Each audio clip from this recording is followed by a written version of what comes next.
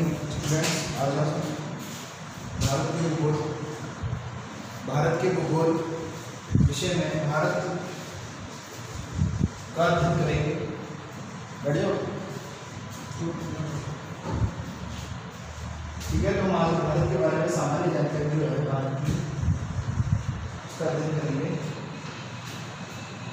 भारत की सामान्य जानकारी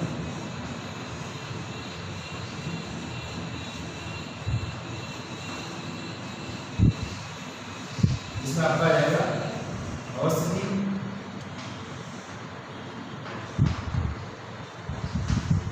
एवं विस्तार।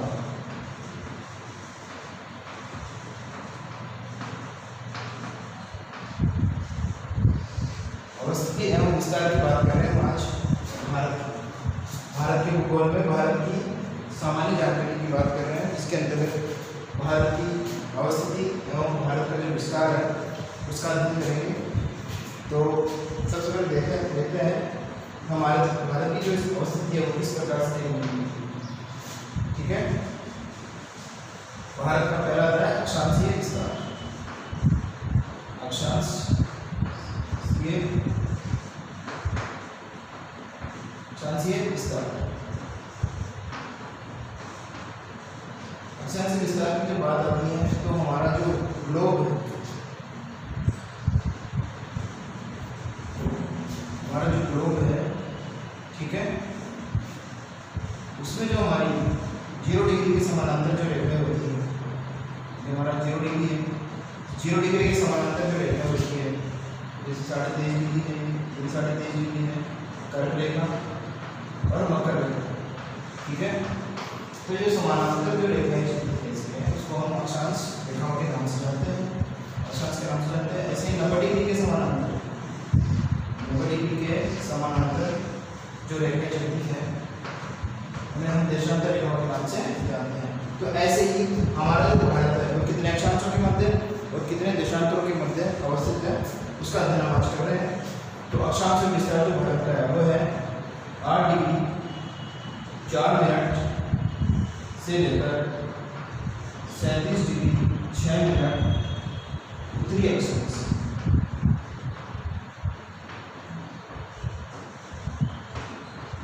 मतलब क्या हुआ कि हमारा जो भारत है वो 8 डिग्री 4 उत्तरी अक्षांश से शुरू हो रहा है और 37 डिग्री 6 उत्तरी अक्षांश पे खत्म हो रहा है। ये अक्षांश की बात कर रहे हैं। ठीक है, इसकी बात कर रहे हैं, अक्षांश की बात।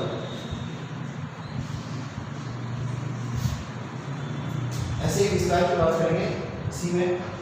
तो भारत का जो है उत्तरतम बिंदु,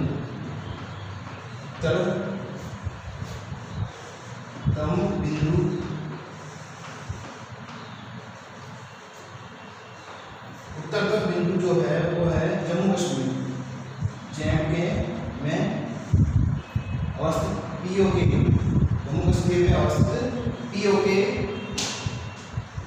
POK का इंदिरा कॉल।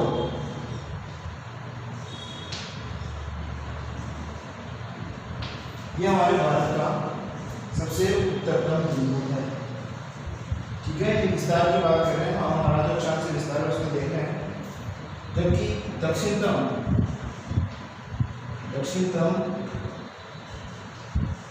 बिंदु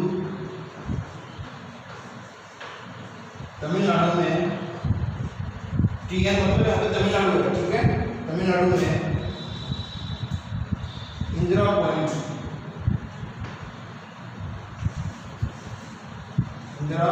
पॉइंट के नाम से जाना जाता है। ठीक है, दक्षिणतम बिंदु तमिलनाडु में है और इंदिरा पॉइंट के नाम से जाना जाता है। संपूर्ण जो हमारे भारत की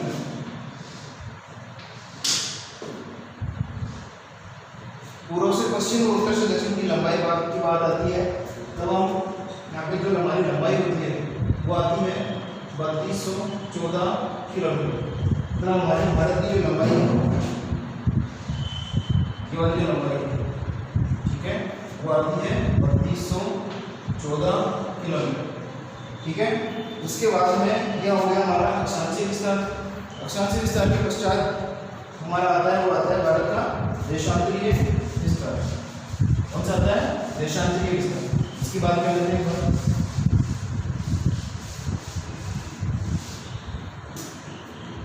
देशांतरीय विस्तार, भारत का देशांतरीय विस्तार।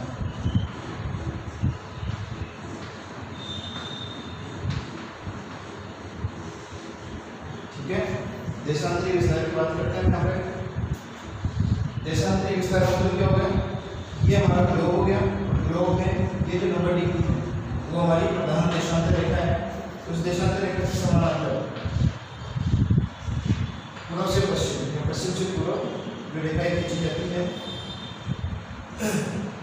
सॉरी उत्तर से दक्षिण जो रेखाएं खींची जाती है उन्हें हम देशांतर रेखाएं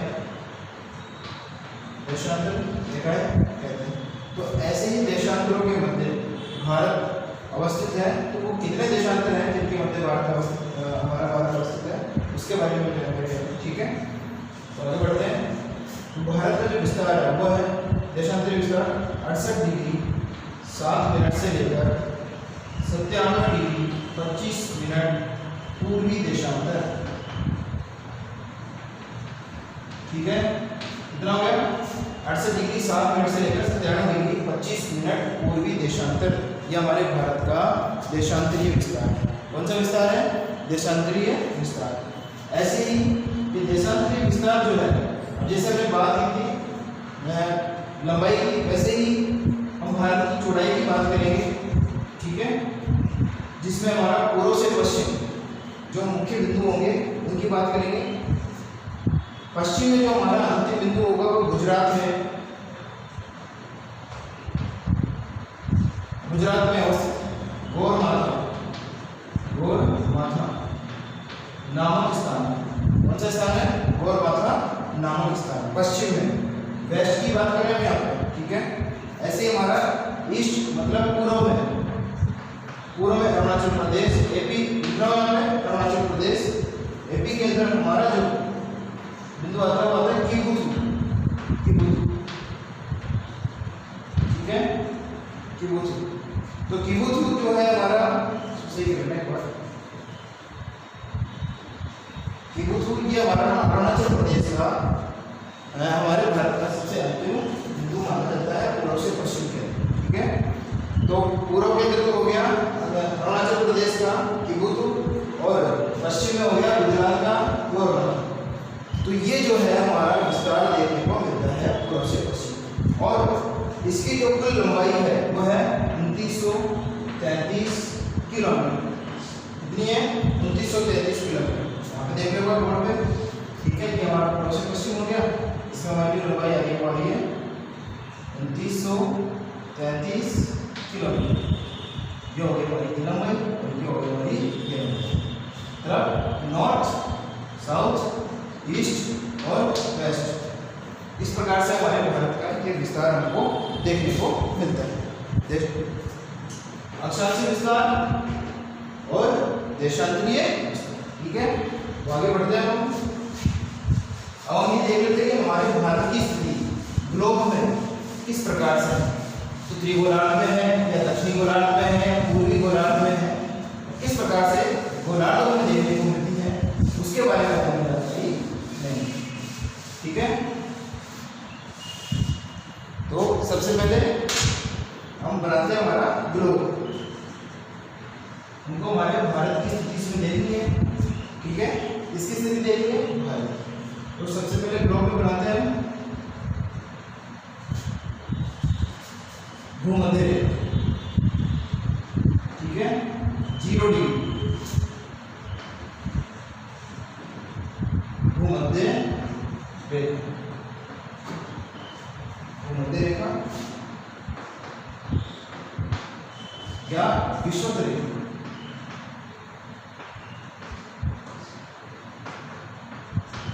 ठीक है, ये हमारी 0 डिग्री भूमध्य रेखा होती है। ऐसे ही बिल्कुल संपूर्ण पर 90 डिग्री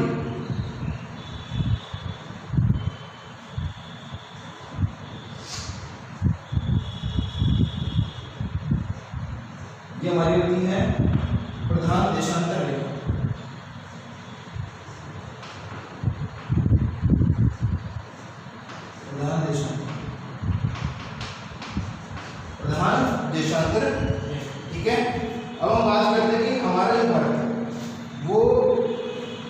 ग्लोब में या पृथ्वी में कहाँ अवस्थित है। तो सबसे पहले बात करेंगे ग्लोब में भूमध्य रेखा हमारे पूरी पृथ्वी को या इस गोलार्ध को दो बराबर भागों में बांट देती है। एक तो रहता हमारा दक्षिणी भाग और एक रहता हमारा उत्तरी भाग। तो यह हो गया हमारा यहाँ से लेकर यहाँ तक का दक्षिणी गोलार्ध और यहाँ से लेकर 90 डिग्री से लेकर भूमध्य रेखा तक का ये वाला उत्तरी भाग हो जाएगा उत्तरी गोलार्ध। कौन सा गोलार्ध? उत्तरी गोलार्ध। ये हो जाएगा हमारा उत्तरी गोलार्ध, उत्तरी गोलार्ध। ठीक है, ये हो गया हमारा उत्तरी गोलार्ध, ये हो गया हमारा दक्षिणी गोलार्ध।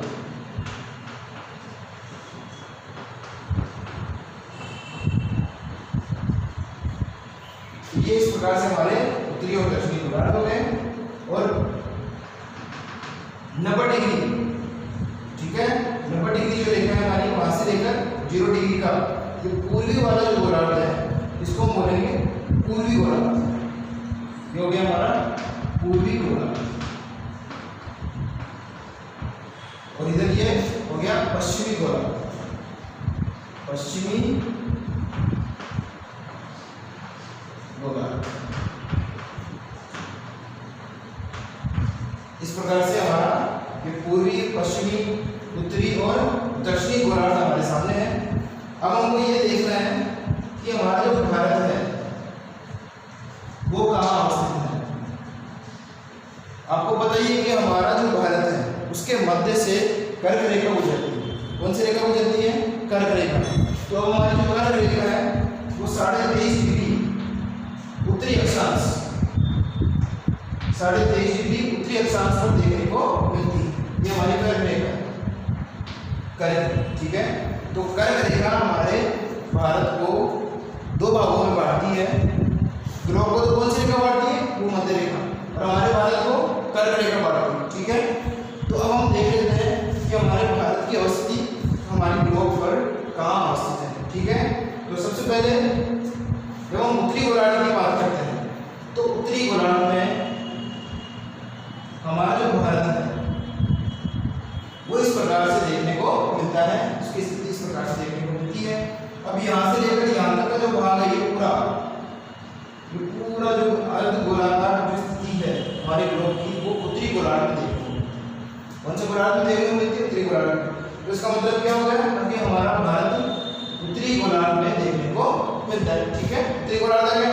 अब ऐसे ही जब हम पूर्वी गोलार्ध की बात करते हैं, ये वाला जो पूर्वी भाग हो गया हमारी पृथ्वी का जो पूर्वी भाग हो गया, ग्लोब का जो पूर्वी भाग है वो हो गया, उसकी स्थिति के अंतर्गत भी हमारा भारत यहाँ पे पूर्वी गोलार्ध में देखने को मिलता है। इसीलिए ये वाला जो भाग है वो हमारा कहलाएगा उत्तरी पूर्वी गोलार्ध। कौन सा कहलाएगा? उत्तरी पूर्वी गोलार्ध। इस प्रकार से हमारे भारत की जो अवस्थिति है हमारे ग्लोब में वो उत्तरी पूर्वी गोलार्ध के रूप में देखने को मिलती है। कि हमारा भारत कहाँ स्थित है गोलार्ध में? तो वो स्थित है गोलार्ध के अंतर्गत उत्तरी वाला भाग, ये पूरा उत्तरी वाला भाग और फिर ये हमारा पूर्वी वाला भाग। तो उत्तरी पूर्वी गोलार्ध, जैसे मैंने बोला उत्तरी पूर्वी गोलार्ध। तो हमारा भारत कहाँ स्थित है ग्लोब में? उत्तरी पूर्वी गोलार्ध। ठीक है, अब हम बात करते हैं कि हमारे भारत का जो क्षेत्रफल है वो कितना है। ठीक है, भारत का जो क्षेत्रफल है वो भारत में समुद्र तट की लंबाई, द्वीप समूह सहित, मुख्य भूमि सहित धरातलीय दूरी कितनी है इसके बारे में बात करते हैं। और उसके बारे में लास्ट में बात करेंगे कि हमारे भारत से जो कर्क रेखा गुजरती है वो कितने राज्यों से होकर गुजरती है इसके बारे में। ठीक है, तो सबसे पहले देख लेते हैं भारत का क्षेत्रफल। भारत का क्षेत्रफल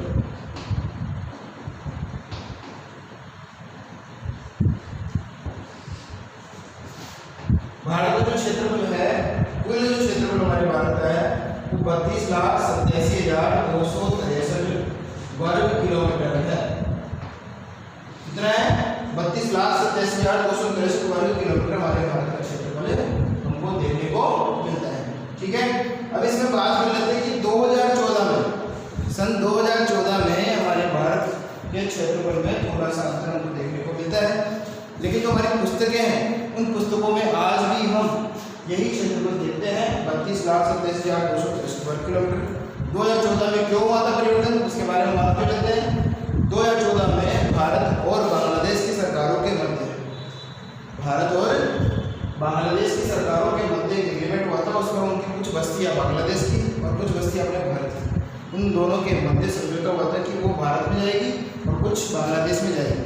तो उसके फलस्वरूप हमारे कुछ क्षेत्रफल में परिवर्तन देखने को मिला, ठीक है।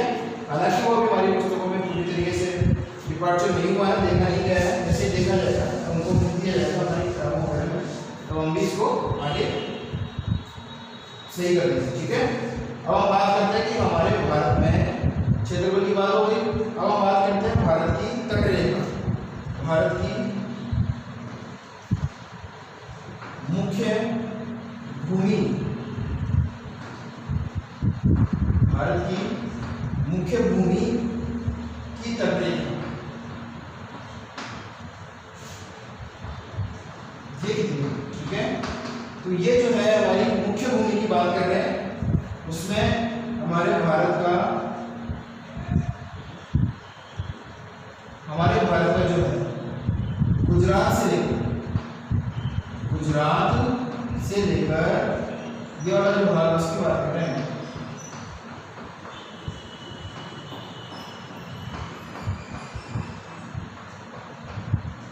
गुजरात से लेकर पश्चिम बंगाल, वेस्ट बंगाल, WB, पश्चिम बंगाल,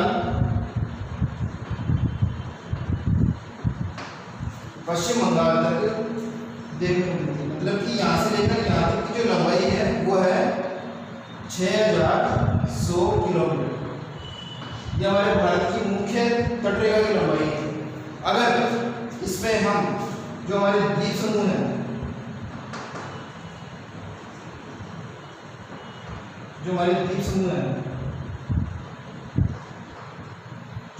है, अंडमान निकोबार, लक्षद्वीप वगैरह, उनको अगर ऐड कर देते हैं और प्लस कर देते हैं उनको भी, ठीक है, जो द्वीप समूह उनको भी प्लस कर देते हैं, तो हमारे भारत की जो तटरेखा की संपूर्ण तटरेखा, क्या बोलेंगे, संपूर्ण तटरेखा, उसकी लंबाई हो जाएगी 7516.6 किलोमीटर। कितनी होगी, 7516.6 किलोमीटर। कुछ किताबों में 7517 किलोमीटर भी दिया गया है, जो कि लगभग शब्द उसके लगा हुआ आता है कि लगभग कितनी है, 7517 किलोमीटर। ये हमारे भारत की तटरेखा की लंबाई है जो हमें देखने को मिलती है। इनको ऐड करते हुए, जैसे कि यहाँ पे बंगाल की खाड़ी जो है हमारी,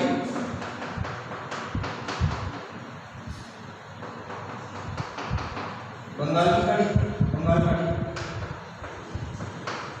हिंद महासागर,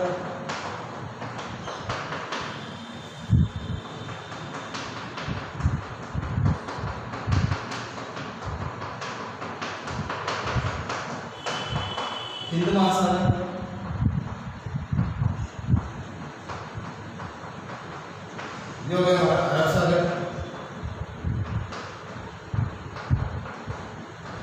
ठीक है। तो इस प्रकार से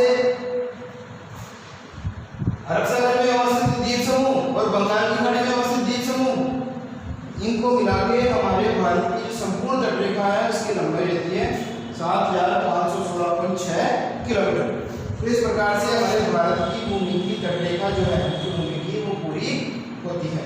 अब हम आगे बढ़ेंगे कि भारत की धरातलीय दूरी कितनी है।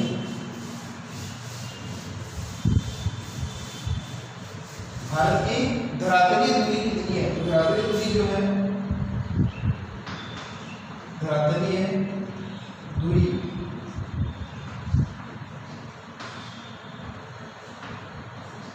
हमारे भारत की धरातलीय दूरी वो जो है वो है 15,200 किलोमीटर, ठीक है, 15,200 किलोमीटर। अगर हम धरातलीय दूरी को और तटरेखा की दूरी को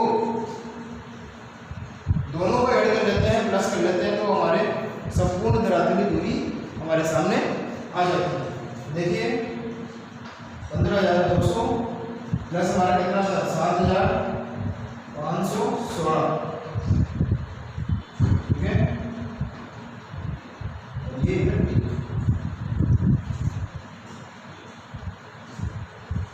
6 1 8 2 7 7 7 5 12 2 ऐसे लगेंगे। ये 22,716.6। तो हमारी जो संपूर्ण धरातलीय दूरी आ जाएगी इसमें तटरेखा की और जो हमारी मुख्य भूमि है तटरेखा से दूर, उन दोनों की दूरी जो है वो आ जाती है प्लस कितनी आएगी 22,716.6 किलोमीटर। इसको बता देते हैं एक बार और अच्छी तरीके से कर देते हैं। 15,200 किलोमीटर प्लस 7,516.6 बराबर 22,716.6 किलोमीटर। टोटल लंबाई आ गई हमारी 22,716.6 किलोमीटर, ठीक है। अब हम बात कर लेते हैं कि हमारे भारत से जो कर्क रेखा है वो गुजरती है। तो कर्क रेखा से गुजरने वाले जो राज्य हैं वो हमारे कौन कौन से हैं? तो हम एक सीधी रेखा बना लेते हैं, डैश डैश करते करते।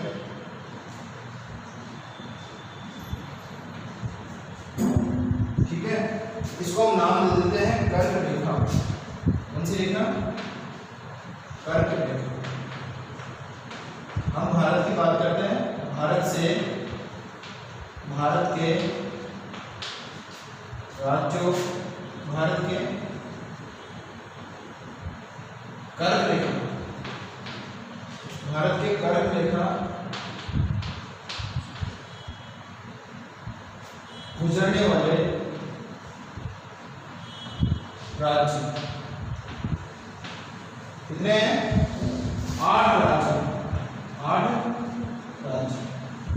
अब 8 कौन कौन से हैं देख लेते हैं एक बार।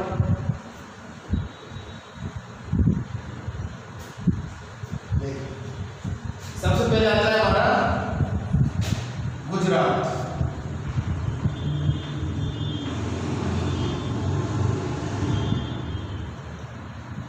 सबसे पहले जो राज्य आता है वो आता है गुजरात। गुजरात में सबसे पहले हमारे भारत में कर्क रेखा का प्रवेश देखने को मिलता है। गुजरात के पश्चात जो आता है हमारा वो आता है राजस्थान।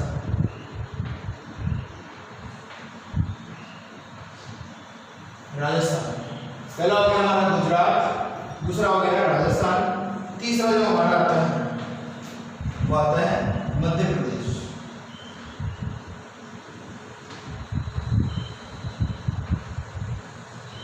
तीसरा आता है हमारा मध्य प्रदेश, ठीक है। मध्य प्रदेश के पश्चात जो हमारा आता है वो आता है छत्तीसगढ़,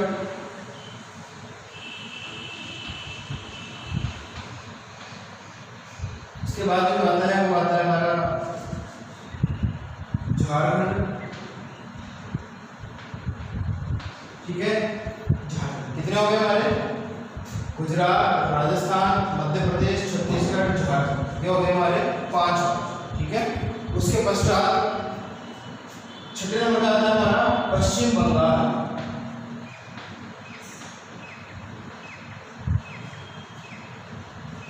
और उसके पश्चात जो दो पूर्वी राज्य आते हैं वो आते हैं हमारे मिजोरम और त्रिपुरा। तो ये हो गए हमारे 8 राज्य जिनसे होकर हमारे भारत में कर्क रेखा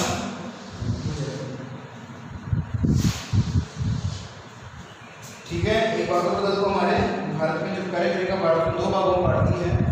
तो जो उत्तरी भाग होता है उसे तो हम इसमें ऐड करते हैं शीतोष्ण कटिबंधीय क्षेत्रों में, और जो दक्षिण का भाग है उसे हम ऐड करते हैं उष्ण कटिबंधीय क्षेत्र। और इस क्षेत्र में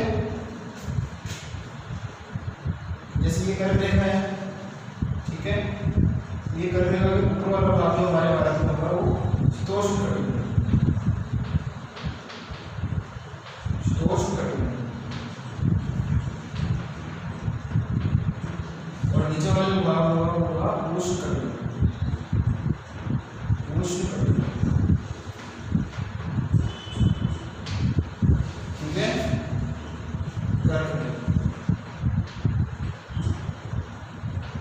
भारत के दृष्टिकोण से, भारत के संदर्भ में इस प्रकार से हमारे भारत के मध्य से जो कर्क रेखा गुजर रही है उस कर्क रेखा के उत्तरी भाग और दक्षिणी भाग में जलवायु है देखने को मिलती है। शीतोष्ण कटिबंधीय जलवायु, उष्ण कटिबंधीय जलवायु। इसीलिए यहाँ पर शीतोष्ण कटिबंधीय जलवायु होने के कारण उत्तरी भाग में ही इसीलिए गेहूं की खेती सर्वाधिक होती है। किसकी खेती होती है? गेहूं, ठीक है।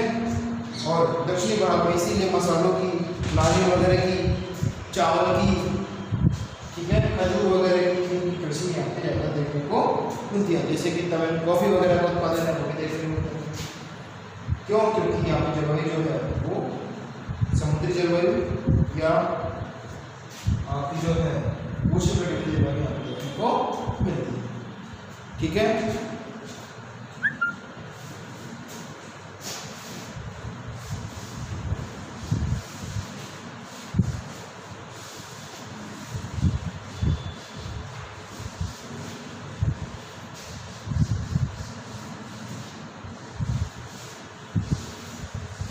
बाकी क्लास हम कल पूरा करेंगे इसको और, ठीक है।